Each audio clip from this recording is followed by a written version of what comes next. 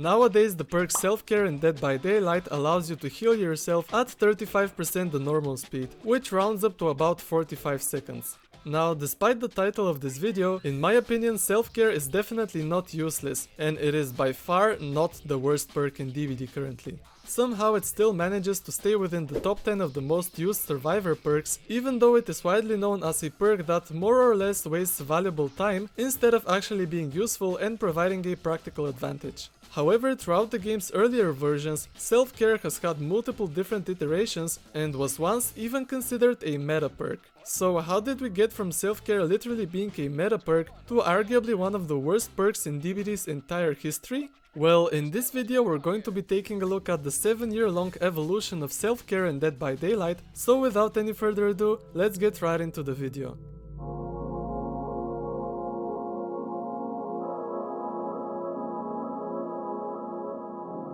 Self-Care was one of the first ever perks to be added in Dead by Daylight. Its existence can be traced back to the beta versions of the game, since back then there were only 4 original survivors that you could play as, and Self-Care was one of the 3 teachable perks for Claudette Morel. Now, remember when I said that Self-Care was once a meta perk? Well, let's quickly read the perk's description to understand how it functioned and what exactly it used to do. Unlocks the ability to heal yourself without a medkit at 80% of the normal healing speed. Skill checks triggered in this situation have their success zones reduced by 0% and increases the efficiency of medkit self-heal by 100%. Now, let me give you some context first. During the early days of Dead by Daylight's existence, not only did Self-Care heal you at 80% of the regular healing speed, which is already kind of insane by itself, but the actual regular healing speed was, get this, not 24 seconds, not even 16 seconds, but instead only 12 seconds.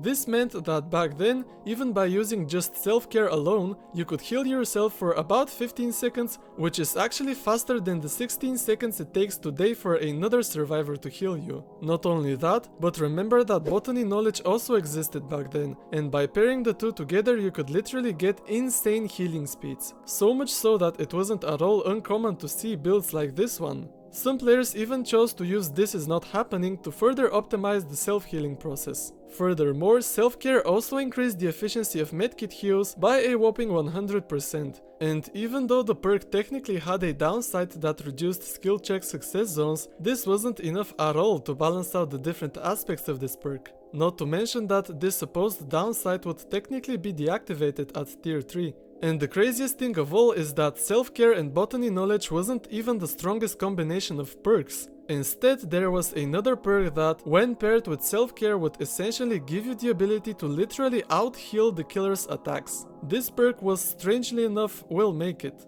But how can such an innocent perk like Will Make It cause so much trouble? Oh well, this perk was definitely not very innocent. Original Will Make It. Helping others heightens your morale. For each survivor you rescue from a hook, gain an additional 100% healing speed increase up to a maximum of 300% for 120 seconds. Now, how exactly was this that problematic? Well, notice how the perk's description doesn't specify that the speed increase is only for altruistic healing. Yeah, this buff was also applied to self-healing, and this along with the fact that the killer's cooldown animation after a successful hit was slightly longer, meant that with the maximum 300% speed buff, you could literally heal yourself faster than the killer could hit you.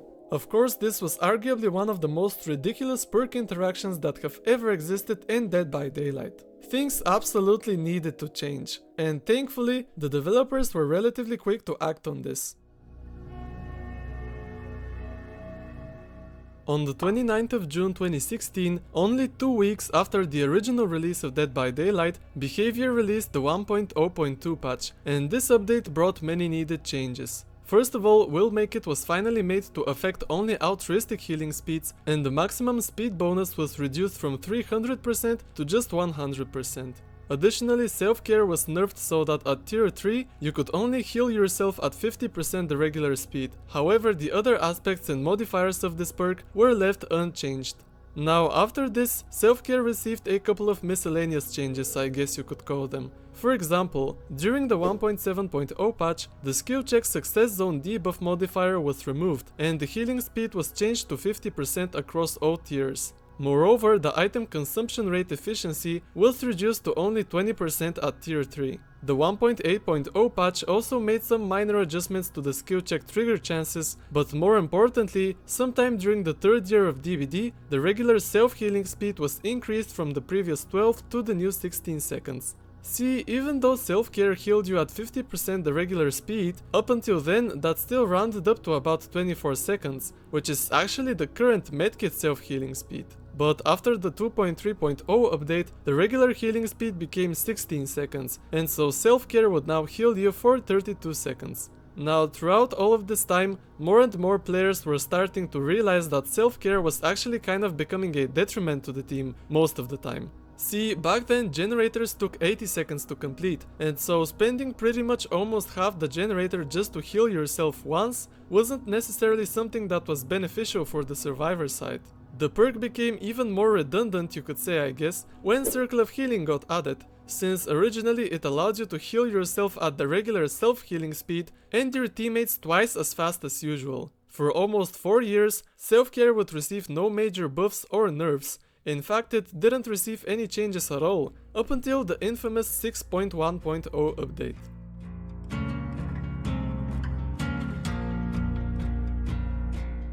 Now, this update is generally remembered as a pretty good one, as it brought some much needed quality of life changes for the killer side, implemented the base kit borrowed time mechanic, and introduced the first ever big meta shakeup in the game's history. However, despite all of these good changes, self-care was actually given an update that many people in the community weren't too happy to see. See, this update actually made self-care heal you at only 35% the normal speed, which rounds up to about 45 seconds, and because of the increase in generator completion speeds, this is exactly half of a generator. Now, to say that self-care was nerfed pretty significantly is kind of an understatement really. And although many players didn't agree with this change, the developers still tried to justify it with the argument that, at high tier play, self-care was actually a very good perk. However, of course, most of the time it's not good to balance a game around the top 1%, or more simply said, only for the pro players. On the contrary, botany knowledge was buffed to 50% from the previous 33, and so the self-care botany knowledge combo was still not that bad of a build choice. Ever since then, I believe that self-care has received no further changes and has stayed exactly the same. Well, yeah, I guess that was it. We went through the entire evolution of the self-care perk in Dead by Daylight. Overall, I just wanted to say thank you guys for all of the recent support on my last couple of videos. Sorry if this video might seem a little bit rushed, I have just been kind of busy lately. Anyways, I really hope you enjoyed this video. If you did, then make sure to let me know by leaving a like, and also I would be glad if you considered subscribing as well.